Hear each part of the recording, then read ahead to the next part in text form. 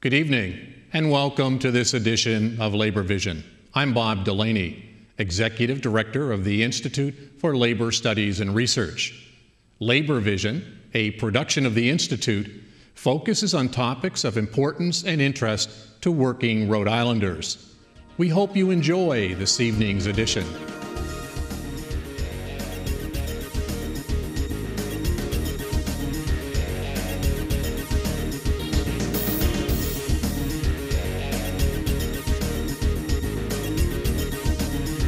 My name is Josie Shagwart. I'm one of the co-chairs of Jobs with Justice, and I'm the outgoing director of one of Jobs with Justice's affiliate organizations, member organizations, Fuerza Laboral. So without further ado, we're going to move into the awards portion of the evening because we have some really remarkable people that we're honoring tonight for their work. I wanted to invite up the members of SEIU Local 615, because one of the posters that we got there was a poster about their struggle, the Justice for Janitors campaign. The Justice for Janitors campaign has been such an instrumental campaign in building the Jobs with Justice coalitions because we know that the struggle for low-wage workers and for immigrant workers is one of the most important struggles of our time.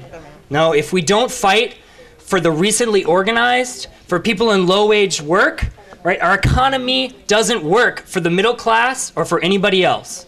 So I wanted to recognize the hard work that these individuals have put into fighting for justice in their workplace, for justice for immigrants, for a variety of issues, and present them with these lovely posters that I brought back from me from Washington, D.C. So thank you very much. I don't know, would any of you like to say a word briefly about... Sí, en español está bien. Nada, en español. Dale. Dale. ¿Y por qué yo? Porque soy fresca. Dale tú. No, tú.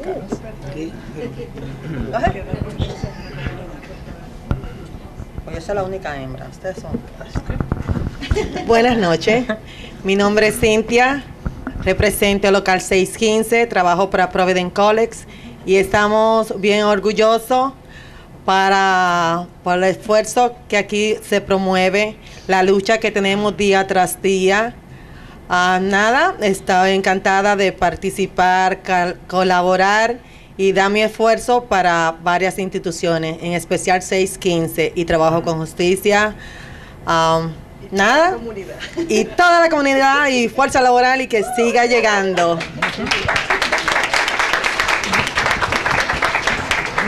Mi nombre es Carlos Arrieta.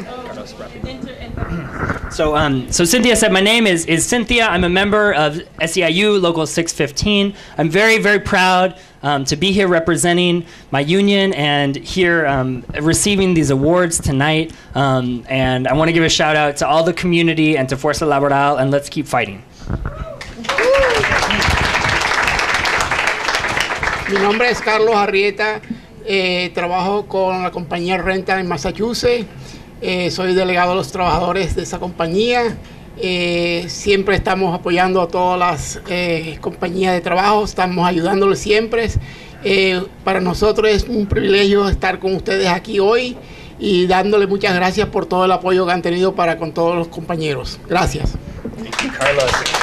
Hi, my name is Carlos Arrieta. I work at a company in Massachusetts, and for us, it's a grand, grand privilege to be here with all of you today, and thank you very much. Mi nombre es Ruperto Sornosa, trabajo para USS en el aeropuerto de Providence, en limpiezas. Quiero agradecer en esta noche por todo ese apoyo finito que nos brindaron en el momento más preciso, en el momento de que estábamos discutiendo el contrato maestro en la ciudad de Boston. Gracias por todos. Gracias. ¿Cómo es que se llama usted? Roberto. So, hi, my name's Roberto. I work at ISS, and I want to give a big thank you to all of you for your support that you gave us during our fight for the master contract.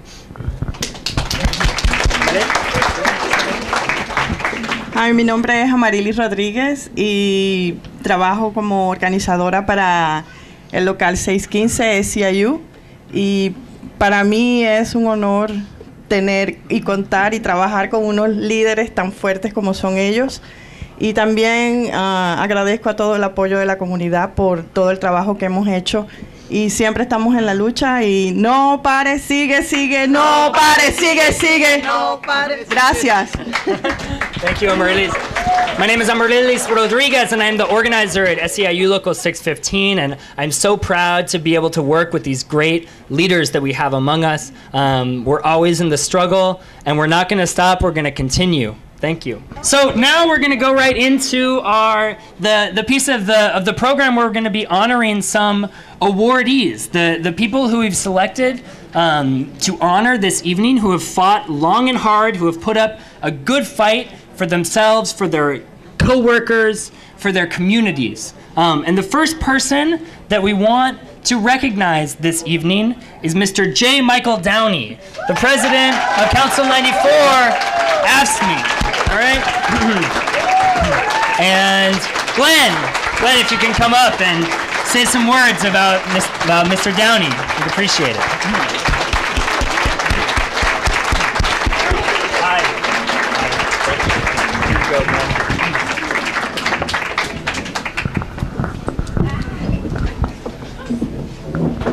Tonight I have the distinct honor of introducing my friend and brother, J. Michael Downey, president of AFSCME, Rhode Island Council 94. What makes Mike a leader is the union blood that flows through Mike's veins. The union is not a job for Mike, and it's not the prestige or title of being the president of the largest public sector union in Rhode Island that drives Mike. It's the union in his life, and it's the union in his blood. Mike's union career started at supper table as a child. Mike's father, Jim, was the executive director of the Allied Building Trades, and Mike's father organized at least 20 of the locals that are the very backbone of Council 94 today. And Mike has also worked hard to organize workers, bringing in 600 new members to Council 94 in the last 2 years. Yes, 600 members. New members. The union is not a job for Mike, it's his way of life. As a young man, Mike was a member of Rhode Island Plumbers Union Local 28 before becoming a state employee at the University of Rhode Island, where Mike served as union president of Local 528 for 28 years before being elected president of Rhode Island Council 94. Mike and his wife Claudette have been married for 37 years. She and the family have stood by Mike through good times and bad. And anyone in union leadership knows there are always good times and bad. They have 3 lovely children and 4 beautiful grandchildren. And the only thing that comes before the union for Mike is his family. Mike is an outspoken advocate for workers, always fighting to protect the rights and contracts of state and municipal employees, always taking on the challenges. Mike's name appears on at least 6 lawsuits against the state of Rhode Island, taking our battle before the Rhode Island court system.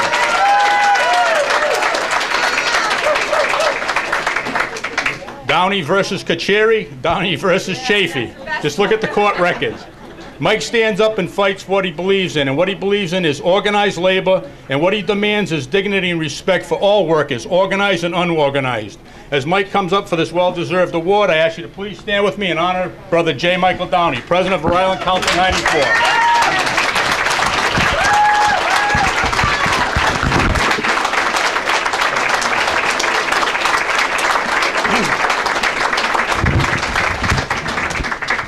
Thank you very much, Brother Dusabon.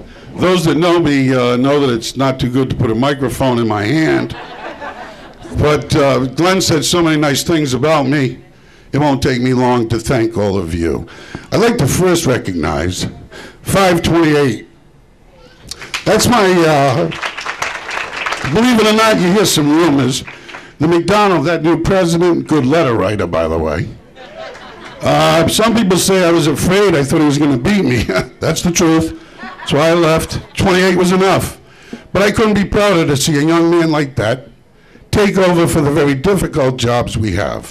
Tonight I'm honored to take this award. But I feel like we haven't done enough. We fight every time we turn around. Why today, I did think Gina Raimondo would be here. Is she here? I don't. I thought she might introduce me, but I think you did better than she would, brother. But the fights haven't stopped. And I think the Jobs with Justice, for all the hard work they do. I first got to know them fighting for janitors. And that's the best part of my day. Matter of fact, today I was quoted fighting for janitors. And the reason I want to fight for janitors is because they do the hardest work, not often glorified. I couldn't be prouder than to wake up knowing I did something good for the lowest paid state employee in the state of Rhode Island. Makes me feel proud every day.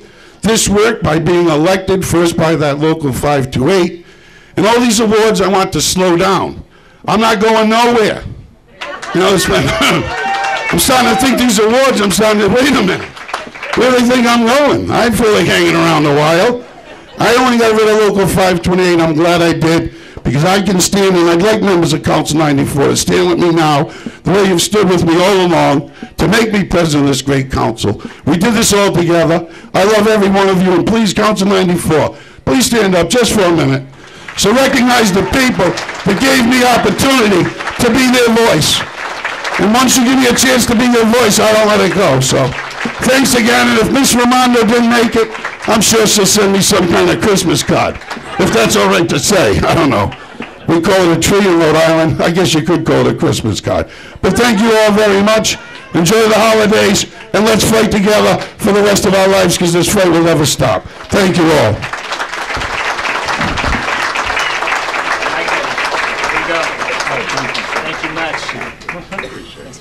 And here, we've got a handful of citations to give to Michael and the other awardees. We have one from Congressman Cicilline, from Congressman Langevin, from Senate President Teresa Paivoweed, from Gina Raimondo? No. From Michael Solomon, sorry. From Michael Solomon from the City Council, a whole handful.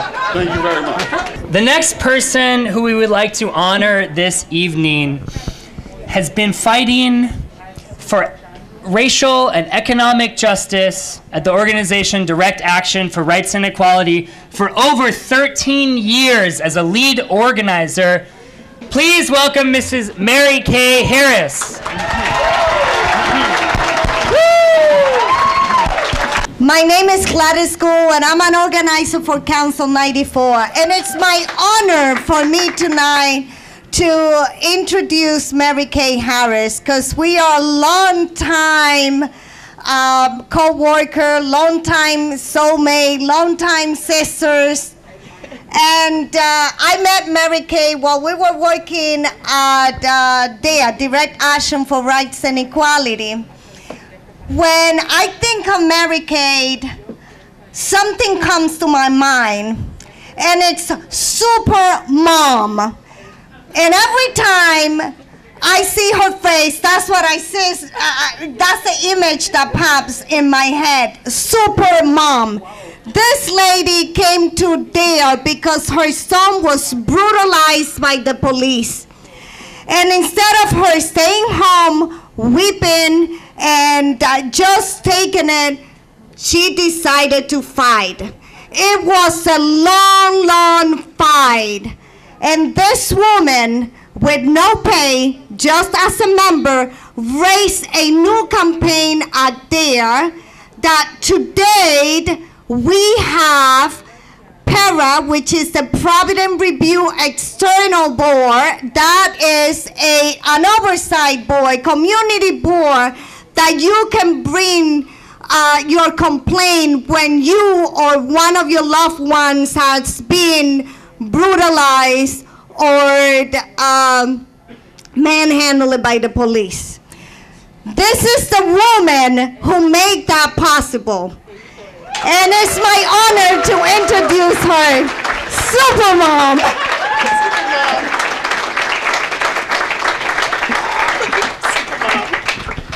Oh wow, that's a new one, Supermom. Oh, I am so honored tonight to stand here and receive this award. And I'm receiving it based on the fact, like Gladys said, you know, many of us came together, many of us in this room have been together. And I wouldn't have known anybody today if it wasn't for the fact that people need to fight sometime. And when you fight and you fight together, you know, there's always an outcome. The outcome is like us being in a room together.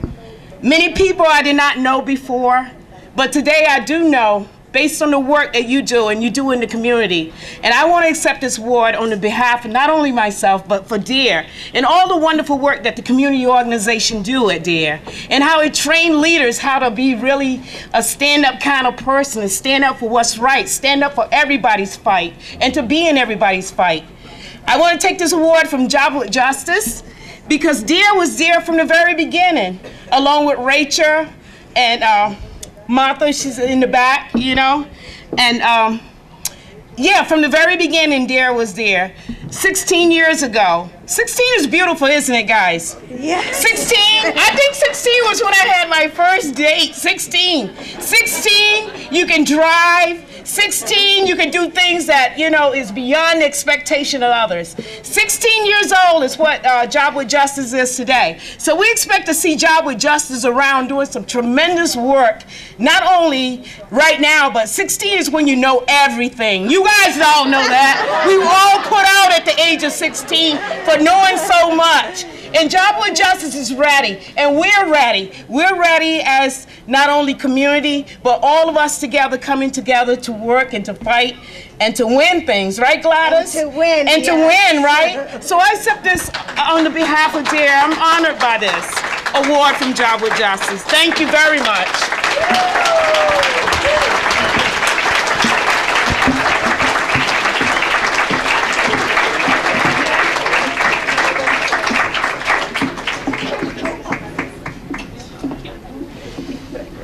Next, I'd like to call up Emmanuel Falk to honor someone who actually isn't able to make it with us this evening, Mr. John Joyce of the Rhode Island Homeless Advocacy Project.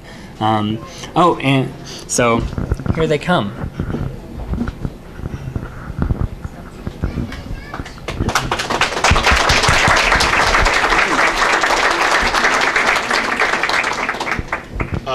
So John is recovering from surgery tonight and was not able to make it. He had a trach put in. He's not able to talk, and hopefully he has a speedy recovery. So we should all send good vibes his way. So I just wanted to talk a little bit about. I haven't had the honor of knowing John as long as some of the people in the room, but he is one of my heroes. He's a hero to a lot of people in this room.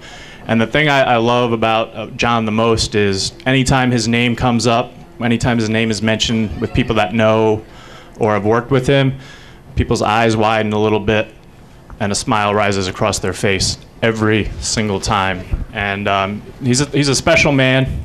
I first met John, I was actually collecting petition signatures outside of East Providence City Hall, for some nursing home cuts, and he was there with Karen Jeffries and their team of neon yellow cardboard cutout folks, and they were working to make sure that the Neighborhood Opportunities Program was fully funded. That was back a few years ago, and I instantly liked John. He's really funny, and then all of a sudden, after I met him, I started seeing him everywhere.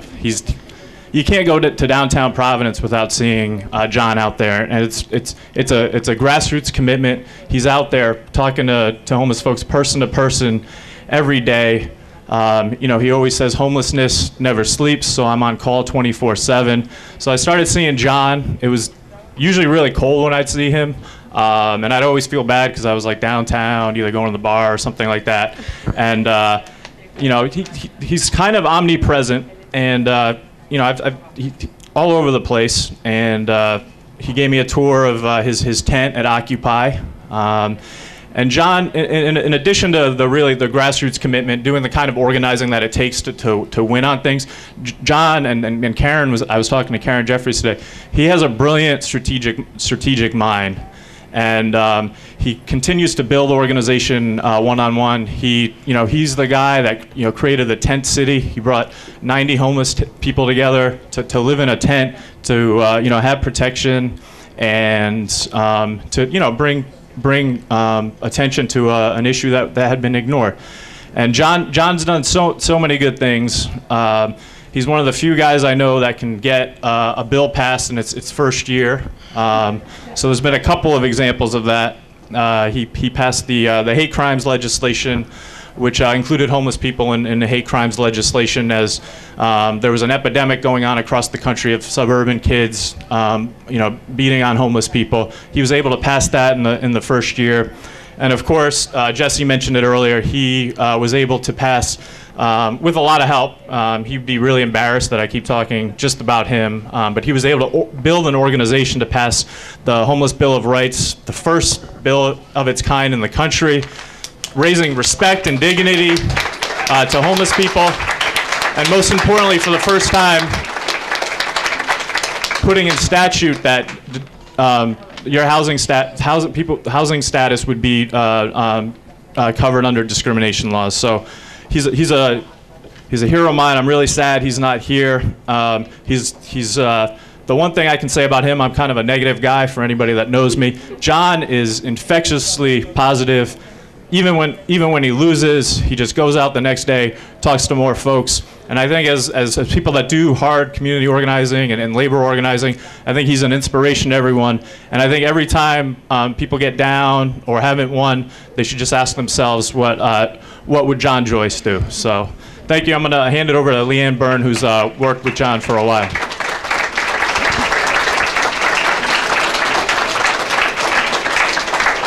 Hi everyone, my name is Leanne Byrne. I work at the Rhode Island Coalition for the Homeless, and it's an honor to accept this award on behalf of John Joyce and the Rhode Island Homeless Advocacy Project. I want to share John's gratitude for this recognition and for the daily work of Jobs with Justice. In particular, I know John appreciates the support of the Jobs with Justice and the Solidarity Committee have given to RIHAP and the Coalition on our advocacy work for people without homes. John is very modest, and if he had been able to join us tonight, I'm sure his speech would have been self-deprecating, and he would have moved very quickly on to educating this crowd about the issues of homelessness in our state. He would have told all of us about the ballooning numbers from last night's point-in-time count of folks living on the streets, and how unconscionable it is that outreach workers found an 80-year-old man sleeping by the Providence River in overnight temperatures that reached into the 20s. That is why John is an incredible advocate. He guarantees that everyone hears constituent voices and knows that building relationships is the best way to accomplish our work. Without him, Rhode Island would not have passed the nation's first Homeless Bill of Rights.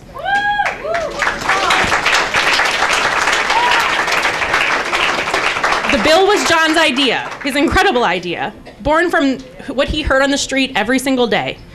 And he was up at the State House every single night, fighting for its passage.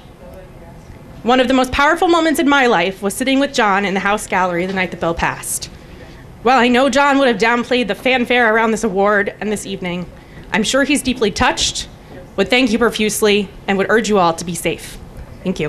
The next person I'd like to call up this evening put up quite an amazing fight out in Cranston. When people were thinking of bringing an Achievement First for-profit charter school to Cranston. Ooh, right? All right. I'd like to invite up Ms. Lisbeth Larkin and Mr. Frank Flynn to introduce her.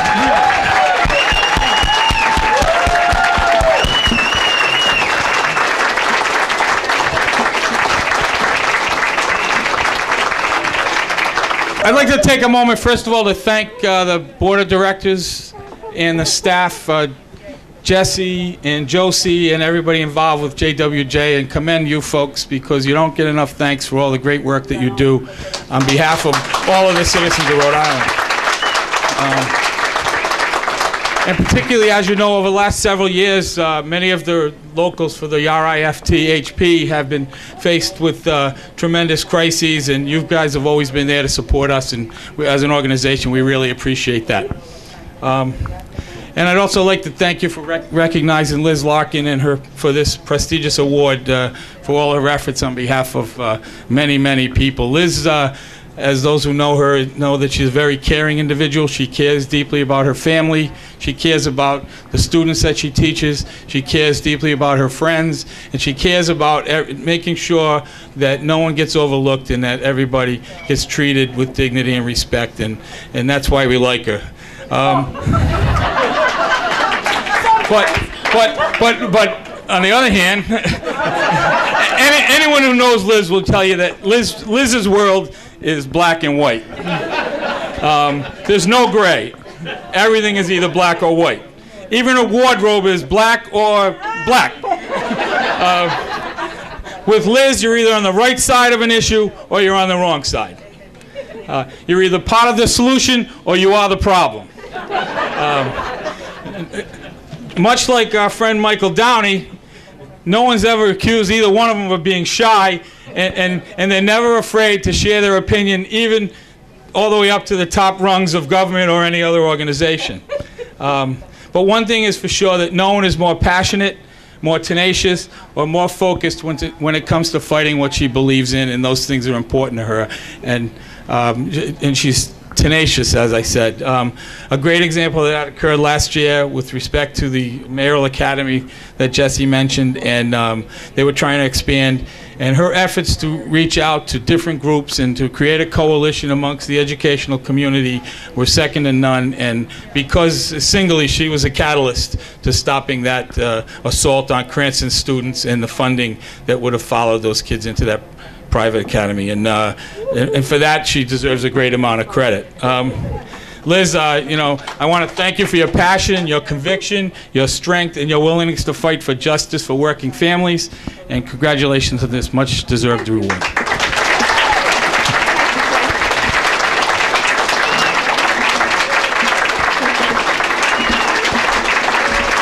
Thank you. Yeah, you shouldn't give a microphone to me either, but anyway, I just want to say thanks. When Jesse called me a while back and said, you know, we want to honor you, I said, for what?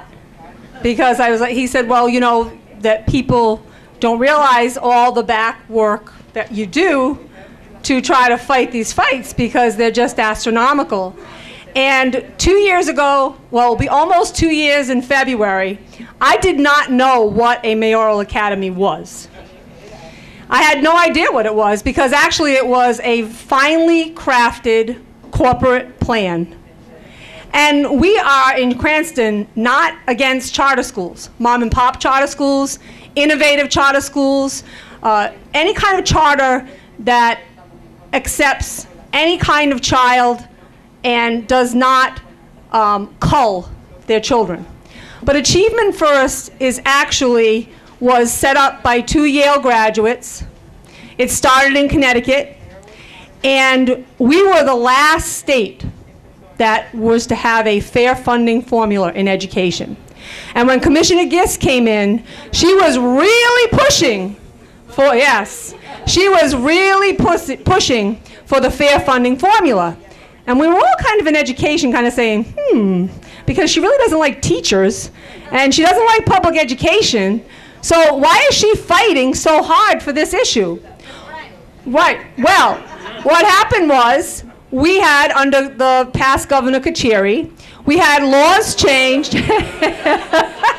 another friend, and what they said was charter schools were X, Y, and Z. But mayoral academies got 100% of the money from the children, from the school system, and it went over to support a parallel public education. And Mayor Fung did a cloak and dagger discussion with the commissioner without involving any of the school committee, the union leadership, the teachers, and the superintendent of schools. And so once we realized that this was a done deal, I said, no way was it a done deal. We should have been at the table, and we should have discussed it. And when he's cutting our music and our sports and our EPIC program, which is a gifted and talented program, and our school windows are falling out, and our heat is ancient, and people are getting sick, and the children don't have the right supplies, that those public funds were not going to corporate America, so then he could have everything he wanted there. And it was a lottery, and not all Cranston children benefited. And then he made the sole mistake of taking a huge page op-ed and called us inadequate, told us we did not care about low-income students, that we did not care about minority students, and that the Cranston Teachers Alliance teachers were failing. And Peter Nero, stand up, Peter, the then superintendent of schools, I went in like a banshee, and he said, "Don't worry, I've already started my rebuttal."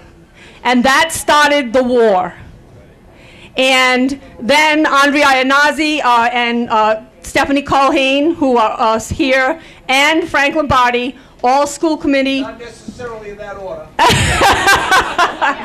All school committee members, we met and we decided we were in the fight together because Cranston Public Schools was the gem of the city and it had been cut to shreds, and we were not going to let any more money get siphoned out. And mind you, they take 100% of the money.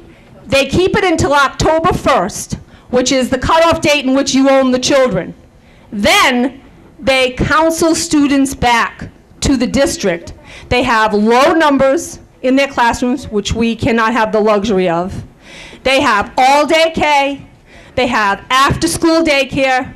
They have all kinds of programs and music. And everything that's been taken away from us in the public sector, he wanted to offer to his kids. And I think if you're a mayor of a city, all of the children should be your children. And all of the children should have every opportunity that everybody else gets, not just a few. And then, mind you, when they come back, Cranston would have had to educate those students a second time for $13,000 a year because they get to keep the money for the rest of the year. So it's a big scam. It's not charters. It's not charters. It's not mom and pop charters. It is mayoral academies and Achievement First. Mayor Fung wanted to open 5 in the city of Cranston. But beware, because they want 17 of them in this state. And we need to do our due diligence to make sure that they do not spread.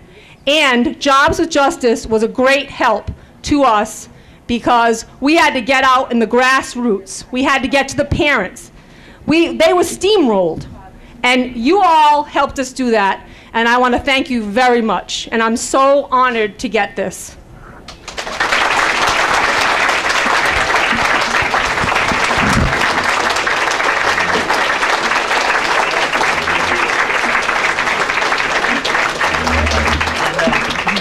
The help of Jobs with Justice. I appreciate the help of the labor movement, and we're forever grateful for what you've done, and we'll always be here to support you. Thank you.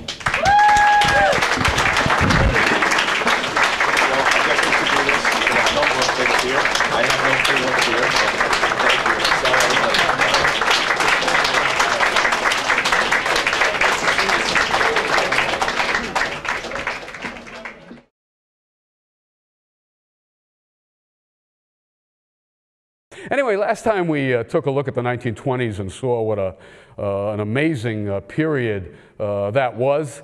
America had changed, the world had changed. I didn't get into the global disruption so much, particularly after World War I, although it's worth noting, which I didn't say last time, that for the first time in American history, we went from being a creditor nation, that is, we owed the world more than they owed us, to a nation that was now owed more by our former allies who we bailed out of World War I. So we went from owing the world money to them owing us money, and it's certainly a lot better to be a creditor nation than to be a debtor nation. And of course, that's one of the problems we face today, and often the butt of jokes by Jay Leno at nighttime on television.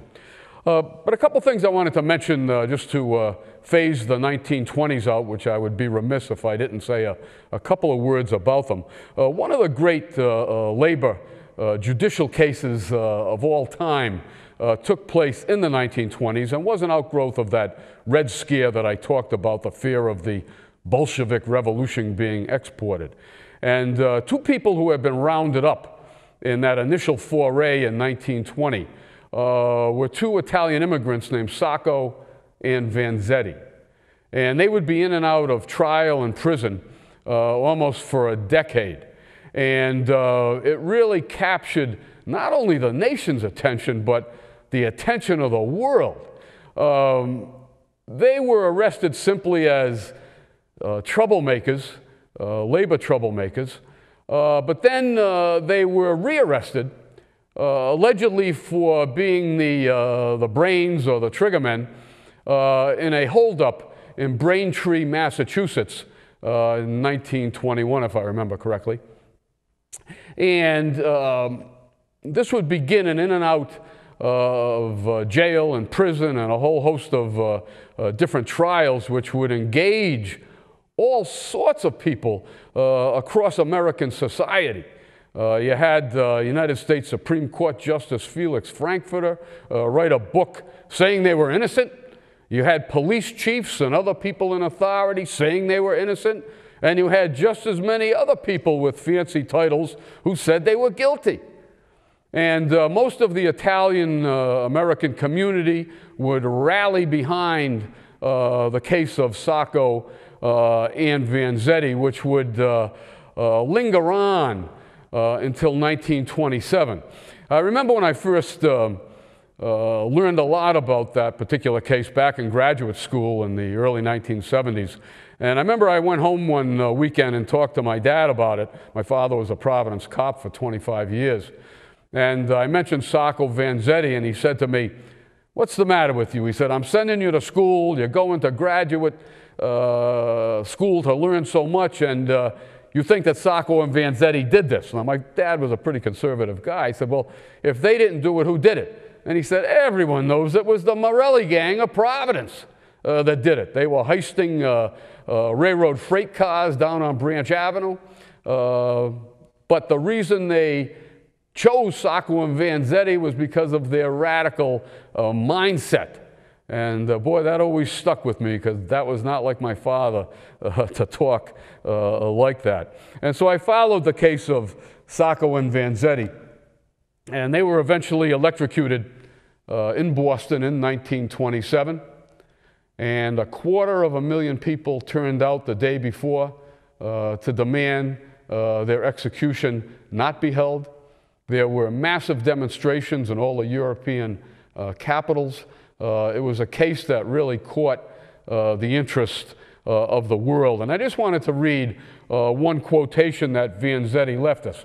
Remember, they're using English as a second language. And I'm not sure I've ever heard language as poetic and forceful as what Vanzetti had to say just before his life was taken. He said, "If it had not been for this thing, I might have lived out my life among scorning men. I might have died unmocked, unknown, a failure. This is our career and our triumph. Never in our full life could we hope to do such work for tolerance, for justice, for man's understanding of man, as now we do by accident. Our words, our lives, our pains, nothing. The taking of our lives, the lives of a good shoemaker and a poor fish peddler, all. This last moment belongs to us. This last agony is our triumph." And again, I don't think I've ever heard a statement by anyone on death row who could say what both of them would go on to say until they were silenced forever. And so we've seen in the labor movement the Molly Maguires in the 1870s and the coal fields of Pennsylvania being hanged. We saw the German Americans at the Haymarket Market in Chicago in 1886, and a number of them hanged a year later. Anytime you have the intersection of immigration with the labor movement trying to represent them, you often see violence, you often see executions. And it's a sad, sad chapter in American history to have to go through this. And the labor movement did the best they could for the people they represented. There were two other things in the 1920s I wanted to mention because they will have a tremendous impact over the next generation. One of them was called scientific management. Scientific management was the brainchild of a man who went to law school named Taylor, who dropped out and then went to work in a factory. Kind of like myself going to RIPTA for 11 years, driving a city bus and then going back to get your college degree. He went the other way, I guess. But he was obsessed with efficiency in American industry. He wanted to eliminate all waste, and certainly anyone would applaud that. But he would try to invent a shovel that any person, regardless of your size, shape, or height, could pick up and throw the maximum amount of coal into the fire to keep it going. Not an easy job. And he would go on to do all sorts of things. In some ways, he was, along with Henry Ford, the brains behind the moving assembly line, which in the short term put America at the head of the industrial class on a global basis, even though it was very inhumane and would cause a lot of trouble later on. It would also usher in the period of time and motion studies.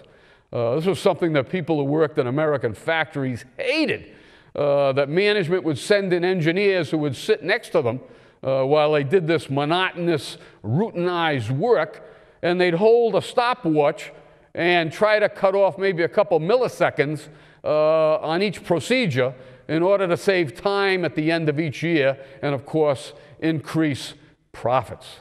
And so the 1920s into the 30s and later on would really be the age of the engineer. And scientific management would be the new mantra for the American personnel system.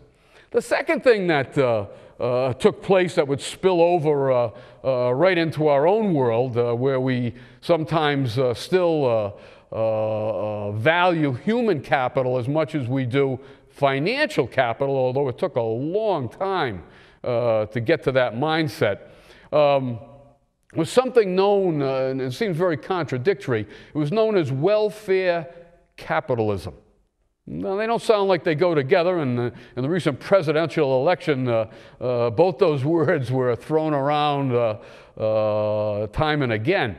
But welfare capitalism really began in the 1920s, although it might have had earlier roots, but not in any great number, where very profitable companies, maybe like Henry Ford's automobile plant, maybe like some of the insurance industry, maybe in banking, they made enough money and in some instances had white-collar workers. They were getting away from some of the blue-collar work. And they tried to reward their employees, and at the same time keep the union out, by providing them with not only a decent salary every week or two, but with new benefits and perks that we might associate more with 10 or 15 years ago than we would way back in the 20s and the 30s, when times were a lot harder. But some companies would actually help their own staff with cut-rate mortgages, very, very unusual for its day. They might install a company cafeteria and provide you with a nice hot lunch or supper at cost or maybe even below cost. They might put on picnics, take you to Rocky Point or Crescent Park, your whole family free of charge, and open up the facility for your use, which is always a great day for the kids. And so welfare capitalism, as ironic as it sounds, really let the genie out of the bottle, so to speak. And whether you were in a union, whether you worked in a non-union place, it opened the world to the possibility of a better way of life. And we'll see that even in the 1930s, in the worst of times, when that genie got let out of the bottle, no one was in a rush to put it back, particularly in the labor movement. And so we see that by the stock market crash in 1929, there were now more people working in industry than in agriculture. 19th century farming had been eclipsed, at least in numbers, by the industrial workforce. A major change, again, in American history as we entered the 20th century. Everything changed dramatically. There were now more people in the workforce to work in factories and to go into the service sector, which began to grow, and I'll come back to that later on in the 1950s with a real eye-popping statistic that began back in the 1920s. And so we'll see that even though we think of the 1920s and the 30s, of course, people had it tough getting jobs sometimes, but the work week actually shrank compared to what it had been in the 20th century, in the 19th century, particularly thanks to automation, the fact that there were more people to do work in the service sector. It really was a remarkable change, and the labor movement didn't have an awful lot to do with it because they didn't have a large membership in the 1920s, very similar to what we're going through today. And I might add, too, in the 1920s, to finish that out for good, that half the people in the country now had flush toilets. And we must say that that's a great mark of civilization for everyone involved. So we see that I think every day of the week when the stock market crash was known as Black Tuesday, Black Thursday, one bad day after another.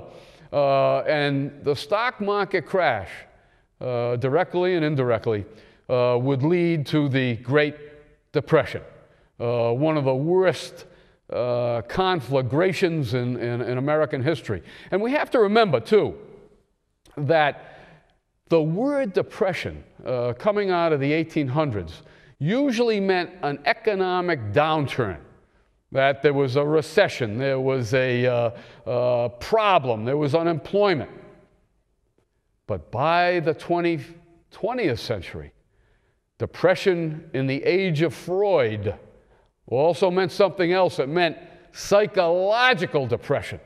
And boy, there's no two better things to go together than economic and psychological depression, because one goes right into the other. Now, the 1930s, I think I can safely say, was probably the most tumultuous decade ever in labor history. And it seems somewhat ironic because it was a time of incredible unemployment. As we look at the unemployment rate each month in Rhode Island, of course, lagging at the rear, was still a high rate. We have to remember that during the Great Depression, the unemployment rate in the best year of the 1930s never went below 15% anywhere. It was a terrible time. And regardless of what Franklin Delano Roosevelt and the New Deal elected into power in 1932 after 12 years of Republican presidents, even they had trouble pulling this out. In many, many ways, it was the attack on Pearl Harbor on December 7th, 1941, now seemingly almost a lifetime ago. Many of our veterans are no longer with us, the greatest generation. We find that it was war, more than anything else, that got the economy back on its feet. And it's really a sad commentary on the world around us that it took another conflict, one that was going to be much worse than the great war of the 19s so long ago. to bring us back to our feet. To give you an idea of just how bad the 1930s were, and we'll see why it's unusual that labor came back to life, world production was basically cut in half. The unemployment rate in places like Dayton, Ohio, and Detroit, Michigan, and other industrial cities would reach a 50% mark. For every person with a job, another person was out of a job. And the government, which has always been good at using statistics to try and make things look a little better than they were, actually counted apple sellers. Apple sellers in Oneyville were seen as full-time employees, if you can imagine that. So even the Democrats played fast and loose with the unemployment picture in that unbelievable time. New York City had 1 million people out of work. People were roaming the countryside looking for employment as good as they could. And I'm always reminded of a remarkable story that I'm always fond to tell in my class. I had a good friend, probably the greatest labor leader in Rhode Island history, a man named Larry Spitz, who was just a kid. He should have been in high school, really, in 1932 at the height of the Great Depression. But he was up in northwest Rhode Island, up in the Woonsocket, Cumberland, Manville area, walking around with hundreds of other people, desperately seeking out some type of employment in order to help their families. And the word went through the community grapevine at some point when he was a teenager that the Belgian Worsted Company, which had once hired, once employed thousands of people, now had simply a skeleton staff to keep the place afloat. They were going to hire 25 people for 2 weeks. They had received an unexpected order, one that they didn't have enough people on board to get the order out in a timely fashion. They thought if they did a good job in terms of quality and timeliness, that maybe there would be more orders coming in. And so the community grapevine buzzed with the news that on Monday, anyone who wanted a job was to meet in the parking lot of this factory, and they might be able to go to work.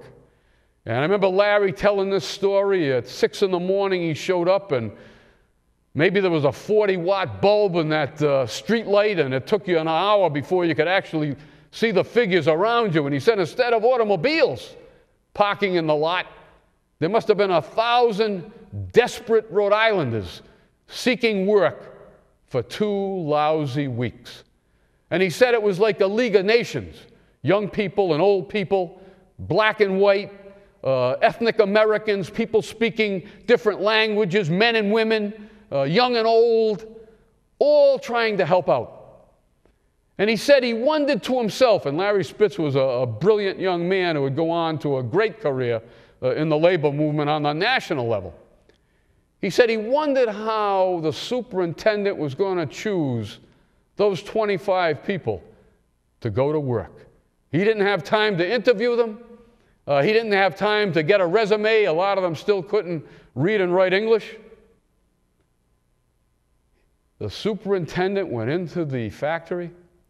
He got those bobbins, those spools that they usually wrap the yarn around, and of course it would cross with other pieces and make textiles. They were hollow inside. And he got 25 pieces of paper and put an X on it, rolled it up and put one in 25 different spools. They weren't that big, you could hold them in your hand. He then mixed the 25 with the magic X's in them, along with hundreds of others that had absolutely nothing in them. And he went outside on the loading dock and announced to that hungry throng there that whoever got a bobbin with the magic X, and here's the kicker, and whoever got the magic X and made it to the loading platform would go to work. This was going to be survival of the fittest, a Darwinian nightmare where the American people would be pitted against one another for the right to go to work for 2 lousy weeks. And so the superintendent, along with some other people in management, there weren't too many of them, they threw those spools out to these desperate people the same way that you or I would throw a bone out to a hungry dog. And they fought among themselves, I'm sure much to the delight of management, watching these people knock themselves down. And Larry Spitz, just a petite guy, but he had other powers of speech and writing and other things that would hold up well for him later on. But he got one of those magic X's. And I heard him say in a public speech that if he lived to be 100, and he almost did, he could never eradicate from his mind or his memory the fact that he had to knock down old men and women, bite and kick and punch people in order to get to the front of that line, in order to try to help his family make ends meet. And that, my friends, in many ways was the Great Depression, where people were pitted against their neighbors, against their friends, against their relatives, in order for the right to go to work. And Larry Spitz went to work for a couple of weeks, but he never forgot what he had to go through to earn 2 weeks of salary. And after that, he became the greatest labor organizer, not only in Rhode Island history, but probably through New England as well. He had a career with the Independent Textile Union in Woonsocket, one of the great, storied, iconic labor groups in state history, and later went on to serve the Steelworkers Union at their headquarters in Pittsburgh as their education director. So the Great Depression took no hostages in Rhode Island or anywhere else, but once the New Deal got in, Franklin Roosevelt, who was, let's be honest with it, he was an aristocrat.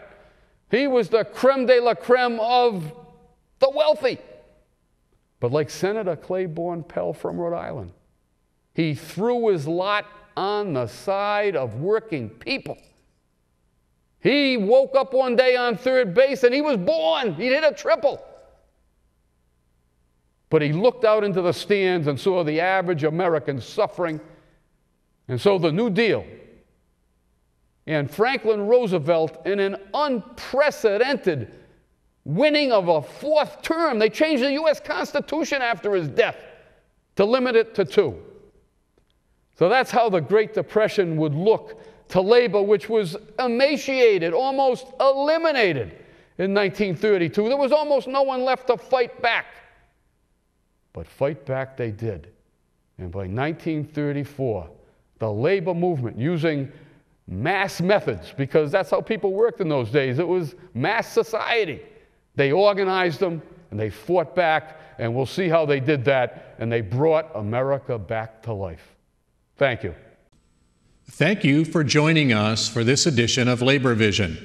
We appreciate your input and encourage your comments.